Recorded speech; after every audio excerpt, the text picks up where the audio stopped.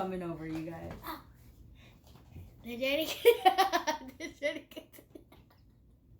Welcome back, Bling Squad. Thank you guys for joining us on another video. So it is Friday, May 6th, and I'm officially 29 weeks. Now, I know I did not post a video for last week, but that was a little purposely done because last week at 28 weeks, I did the glucose test for gestational diabetes, and I was waiting to get those results so that way I could share them with you guys. And yay! I do not have gestational diabetes. Praise the Lord. This journey has been so rough and so crazy. That was one of the things that I was really concerned about. However, on Wednesday, I did go to the specialist. You all know I have an OB and I'm a specialist. And I did find out that baby Jourdyn is experiencing fetal growth restriction. And at first, we thought maybe I wasn't getting enough nutrients, maybe I wasn't eating enough, maybe I was working too much, you know, all these little things that can play into it. And so the doctor told me, you know, I've got to make sure I'm eating. He even recommended I get some Boost, and I did. And I had been drinking my Boost. I've been like almost overeating. And yesterday he checked some other measurements, and we found out the reason why she has fetal growth restriction is because there is abnormal blood flow in the placenta. So with that stated, yesterday was extremely Wednesday was extremely nerve-wracking per se, because I actually when I went to the ultrasound yesterday, everything was great, or so I thought, you know. Heart rate's great. She's moving like she normally is. She's been kicking all day. You know, she's very active, and that's a very good sign.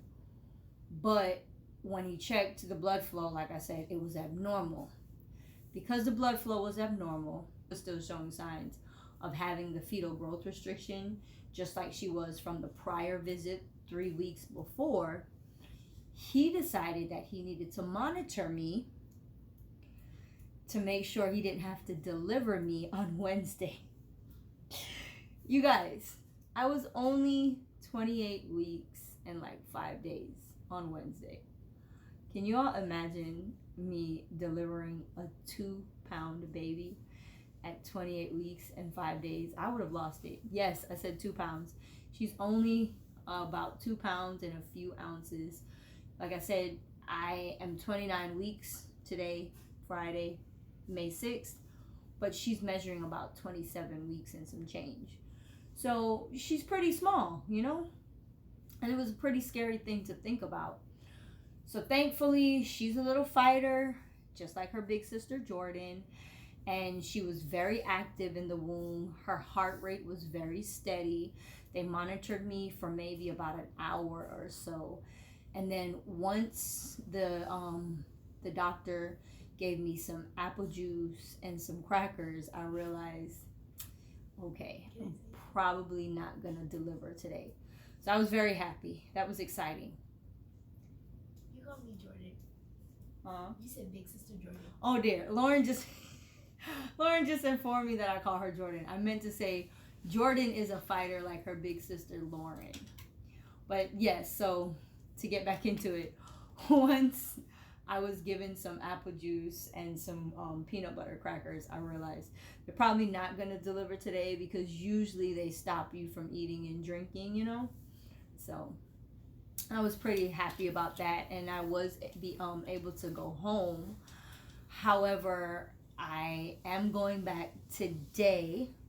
Yes, today, Friday, May 6th, I will be at the doctor's office. So by the time you guys watch this video, I'll either have gone to the doctor or possibly be getting ready to go to the doctor. So just pray for me, keep your fingers crossed, keep your toes crossed. Let's send all the positive vibes my way that this appointment will be good as well. Like I said, she's very active. She's been kicking all evening, all day, on and off, just kicking, moving. And that is something he told me to make sure I do, which is to pay close attention to her fetal movement, make sure she's moving. If at any time for a long stretch of time I don't feel her move, I don't feel her kick, make sure I let them know, ASAP, because that is one of the signs of distress, which is why I believe he didn't let me deliver on Wednesday, because she was so active, because her heart rate was good, my blood pressure was good, everything seemed to be stable. It's kind of like, okay, let's let her cook a little longer. Apart from, I guess you could say, continuing to eat and stay hydrated, I am now officially on maternity leave, which is good because my job is a very physically demanding job. I'm constantly on my feet, constantly picking things up, moving things, doing things. That was something he was concerned about as far as me losing weight or not gaining enough weight. So I'm happy about that. Another thing to mention, I kind of touched on, but I'll get a little bit deeper. So I told you guys that the flow, or the blood flow, I should say, to the placenta is abnormal. He said that could be caused by clots or a clot, which, as you all know, if you've been following my channel and you know my journey, I do have a blood clotting disorder. So with that said, he has bumped up my Lovenox shots. Instead of 1 time a day now, I'm taking them twice a day. So that's another thing that we're going to try. And with that, hopefully it'll help to break up the clot or clots that may be there and make the blood flow better. I'm also on a baby aspirin every evening. So every morning I take the Lovenox shot. Every evening I take another Lovenox shot. Plus I take a baby aspirin on top of that. Hopefully those things combine with my prenatals and my fish oil pills and just eating right and staying hydrated and getting rest will all help to keep baby Jourdyn in, because as I said, I'm only 29 weeks now. We want her to stay in there. I'm hoping for at least maybe 35 or even 36 or 37 weeks. I don't see it going past 37 weeks. But if I can even get to 37 weeks and she's, safely in there, I'd be so happy. Because Lauren was born at 34 weeks. And to be honest, she had minor issues. Little story on Lauren. She was born at 34 weeks and she was only 4 pounds, 4 ounces. However, her lungs were fully developed. She had no major issues. She was breathing on her own. She was perfect. The biggest thing that Lauren had problems with was passing her first poop, or she had a meconium plug, and eventually it passed. She stayed in the hospital for about 6 weeks, which would have been about the time that she would have stayed in my womb, and she would have been considered, on time. And she really, she did really well in the NICU. She was thriving. She had some hiccups here and there, but like I said, nothing major. She didn't have to have a CPAP machine. She had no issues with her breathing. She had no major issues that, the doctors were so concerned about that it was just life-threatening. It was nothing like that. So if we can get Jourdyn even to 35 weeks, I'd be happy, because I really feel like even if she gets to 35 weeks and comes out, she'll be okay. Another thing, again, if you've been following this journey, you've heard me talk about it. I really want to do a VBAC. I did talk to the doctor about that, and he did say having a smaller than normal baby, or baby with FGR or fetal growth restriction, does not stop you from having a vaginal birth. So that is something that I'm definitely able to at least try, given all of the circumstances are the way they should be or the way they want them to be, where, her heart rate's not dropping or any kind of major issues or complications, I can definitely try for a vaginal birth. So I'm really excited about that. Another thing I wanted to add, given the circumstances at hand, we really don't know when she'll come out. You know, it could happen today, it could happen tomorrow. Clearly, as we see, things can change in the blink of an eye, right? So with that stated, I am now packing my hospital bag. So the next video you all see, I will probably be showing you what's in my hospital bag, because you know, it is a fun video. It's something I've seen here on YouTube, and actually it's allowed me to make a list of the items that I think that I would put in my hospital bag. I've watched quite a few different YouTubers and seen what they put in their hospital bags, and you know, kind of pick and choose from each one what I think would help for me personally. Now when it comes to Brandon is very matter of fact, go with the flow, it'll happen when it happens. So no, Brandon's not concerned about a hospital bag. So Jourdyn and I will have our hospital bags. If you can hear, you listen really closely, I don't know if you can, if the camera will pick it up. It's really silent. The laundry is going. I'm actually washing her clothes right now. So once those are washed, Lauren has already picked out a cute outfit for her going home outfit. I'm gonna throw a few onesies in there. I gotta grab a few little hats for her, because we don't have any hats, or maybe some cute little bows for her hair, you know, because it is a girl, and I've been having some heartburn, so I'm hoping she's got, you know, some hair. So I'll probably get some cute bows for her. You know, maybe pick up a beautiful blanket to kind of announce her in. So, you know, just getting her hospital bag ready, getting my hospital bag ready. As I said, by the time you all watch this, I will either have gone to the doctor's appointment or I'll be getting ready for it. And with that stated, I will be bringing my hospital bag with me, because Wednesday I was not prepared for them to tell me that, yeah, so you could be delivering today. And I don't want to go through that again. It was really scary. I was really nervous. And it wasn't just all about the hospital bag. You know, Lauren was at school, Brandon was at work. I just went to the appointment by myself because that's what I've been doing. Apart from the first ultrasound, actually even the first ultrasound, actually, to be honest, I've been going by myself because of this whole COVID thing. You know, a lot of offices and even the hospitals aren't really allowing guests, even if they are partners. Now it's getting a little more loose, where I just found out recently that anytime I have an ultrasound appointment, which whenever I see my specialist, it is an ultrasound appointment, my spouse is allowed to come. So Brandon will be going with me to this appointment today, thank God. But you know, it was scary. Like, I just went in there thinking I'll be here for maybe 2-3 hours.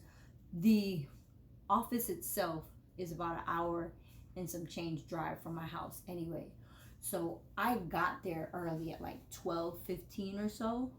My appointment was at 1:15, and I didn't get home till after 5 o'clock in the afternoon. Thank God I got home, because as I said, they were talking about having me deliver, and I was completely unprepared.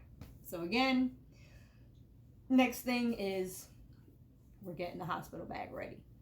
I'm working on that now. I gotta get a few more items. I'm praying, like I said, crossing my fingers, crossing my toes, sending up some good vibes that I don't have to stay today and everything is okay. So that'll give me the opportunity to make sure and double check, maybe even triple check all the things that I want in my bag. While it's not a huge bag, I don't have a whole lot of items.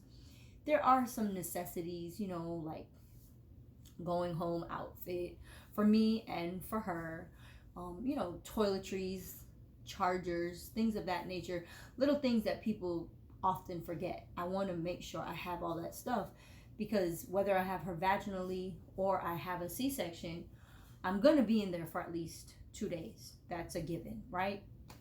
So, but yeah, here we are. 29 weeks.